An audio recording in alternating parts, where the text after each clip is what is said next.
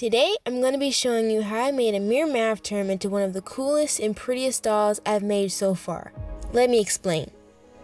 A couple of years ago, which seems to be how all of my projects start recently, but anyways, a couple years ago I drew this character sketch, which then was my way of coping with the seemingly never-ending amounts of trigonometry homework I had to deal with.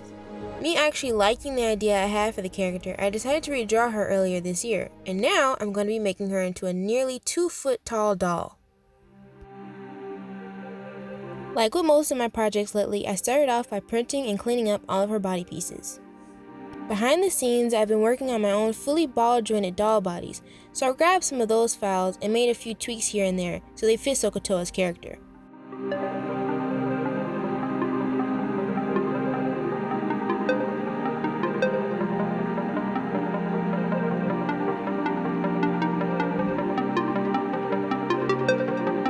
I paint her a bright blue and blush her body as I go with a navy blue chalk pastel.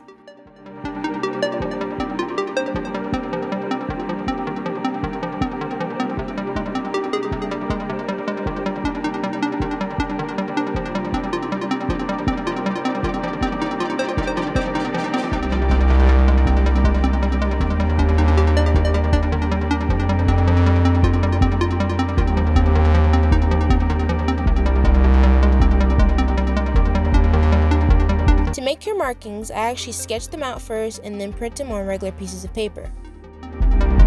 I then cut around the markings and scribble all over the backside with a pencil. Then I place the markings exactly where I want them to be on her thigh and trace the pattern as best I can. As I'm pressing hard on the design, the graphite on the back will transfer on the leg only in the places I trace. This will make it so it's a lot easier to paint the tattoo and keep both sides of her looking symmetrical. I mix up a very pale blue and paint over the lines left over from the previous step. Once that's dry, I can go over everything and erase the leftover graphite marks.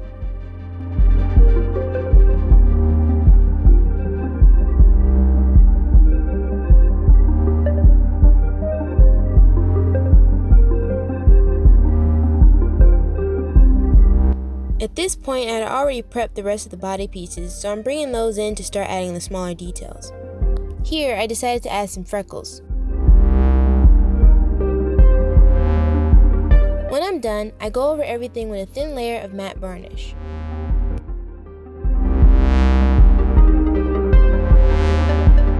From that, I'm jumping straight into her face. I did a little bit of blushing off camera around her cheeks, eyes, and horns, and highlighted the center of her forehead and nose. I was in a bit of a mood that day since another one of my projects didn't want to play nice, so I apologize if it seems like the footage of her face-up kind of jumps around a bit. Unlike her leg markings, I sketched on her face with a white watercolor pencil by hand. I figured since this was a smaller area, I had a better chance with just freehanding.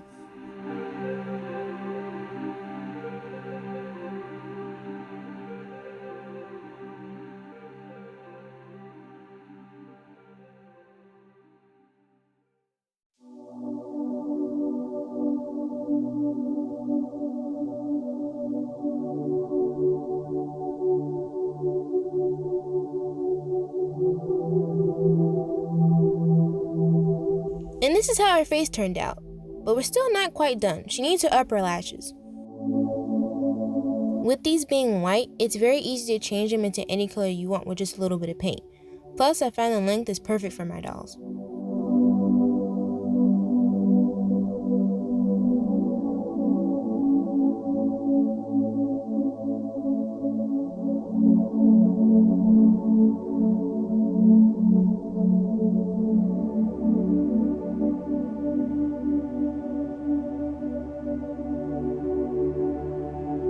Inspired by the Mummy movie, I'm giving her double irises.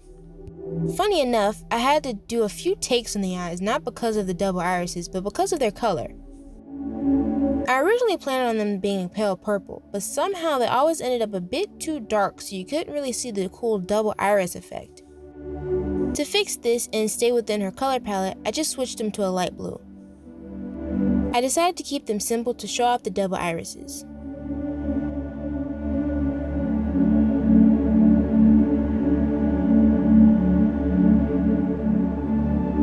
To start off with the hair wefts, I'm using this trusty old nail file packaging.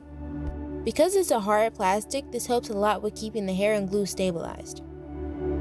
To make the actual wefts themselves, I'm using wood glue, and as you may have guessed, stark white hair.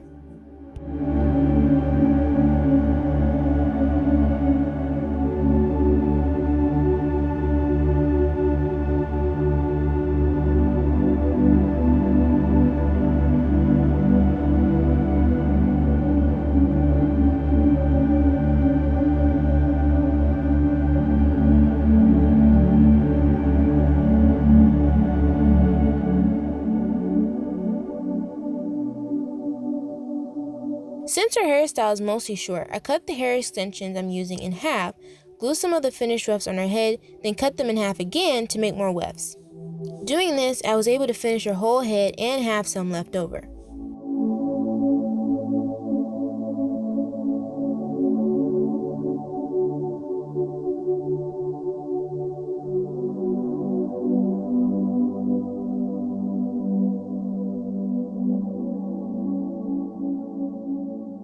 Like with the eyes, I'm also doing something a little bit different with the hair. Because I'm using a stiffer hair than usual, I opted out of trying to fold over the last weft like you would usually and try to make a natural-ish looking hairline. In this shot, it looks messy. I probably was a little bit too heavy-handed with the glue, but with a little cleaning up, this idea actually worked pretty well.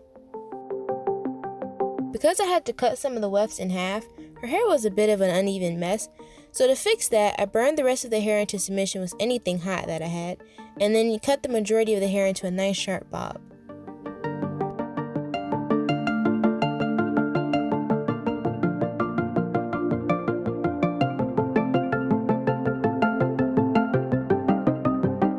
Because no fabric could ever be as spot on as I would need it to be for this project, I'm going to be forcing this white cotton fabric to be exactly how I want it to be by painting it. This way, the ombre won't be too long for the shirt but too short for the skirt, if that makes sense. Both sides of the fabric are painted, so everything is kept looking neat. I imagine SOHCAHTOA being the type to draw everywhere, even on her own clothes, so I'm using a combination of normal paint and a Posca pen to draw math symbols on the inside of her skirt panels. Yes, I know the math term SOHCAHTOA only refers to triangles. But if you look at the spelling for SOHCAHTOA and taking into consideration the theta symbol, it kind of just made sense in my mind to add circles in her patterns.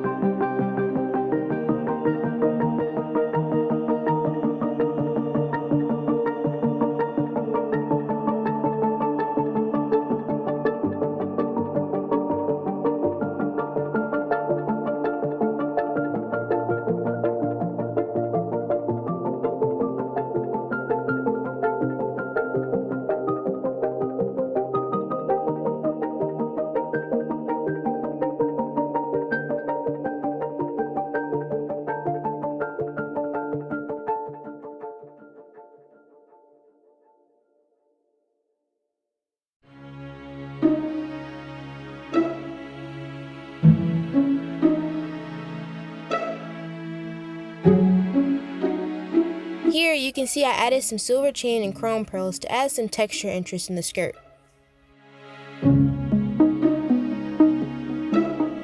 I basically do the same process for the sleeves, but I add magnets on the inside to keep them closed and make them easy to put on and take off.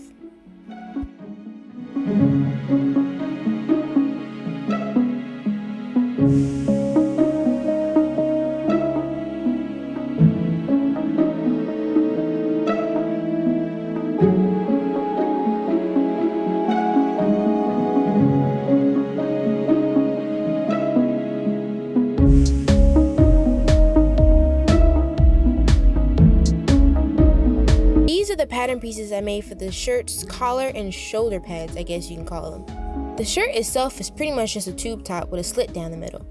I always feel like I'm really bad at explaining how I sew stuff together for my dolls, so I tried to film as much of the helpful bits as I could for this part.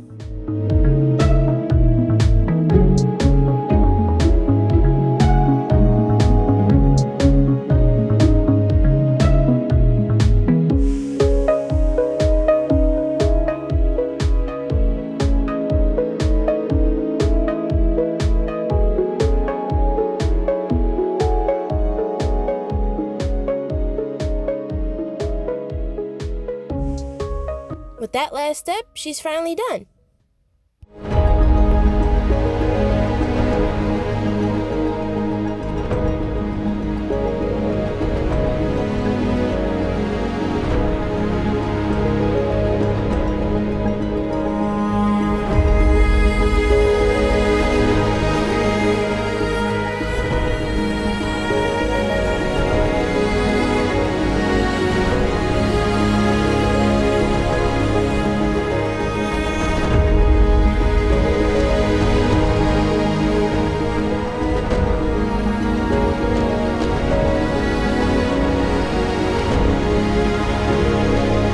If you enjoyed this video, then you'll definitely enjoy this one that I made, so make sure you go check it out, and I'll see you next time.